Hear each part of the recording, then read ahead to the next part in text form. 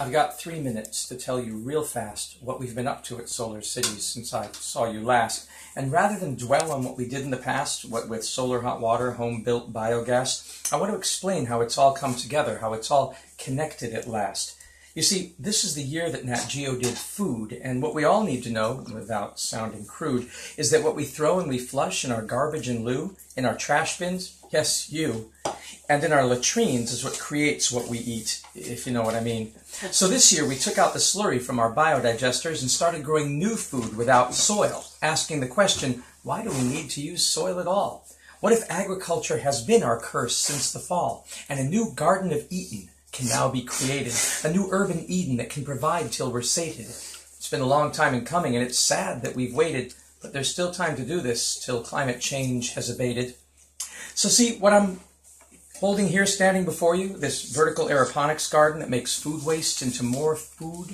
It recycles its water, which came from the digester, which came from your food without fertilizer nor pesticides.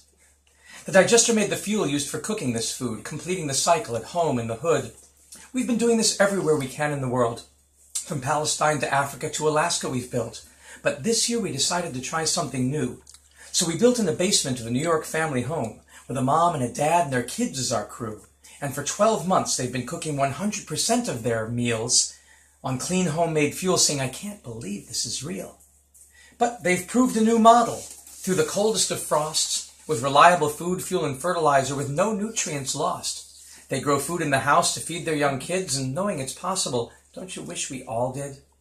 Last summer in Swaziland, we also put it together, in situ, working with kids from the Google Science Fair, whom we knew, combining improved toilets, biofuels, and hydroponics to close the loop there. And isn't it ironic that we've had these solutions, these abilities all along, but stubbornly we've refused not to get it all wrong?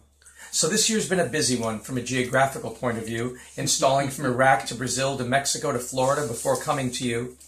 So the last thing I'll say is that speaking of food and food waste, I searched for and finally discovered with joy a way to be paleo-vegan, without grain, sugar, or soy.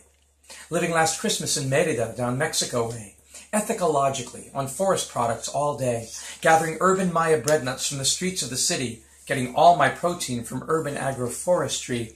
So when asked if we can live without harming the land in our cities with nature, I declare, yes, we can.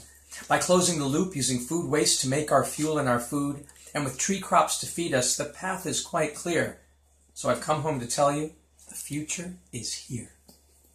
Nice. Nice. When did you read that?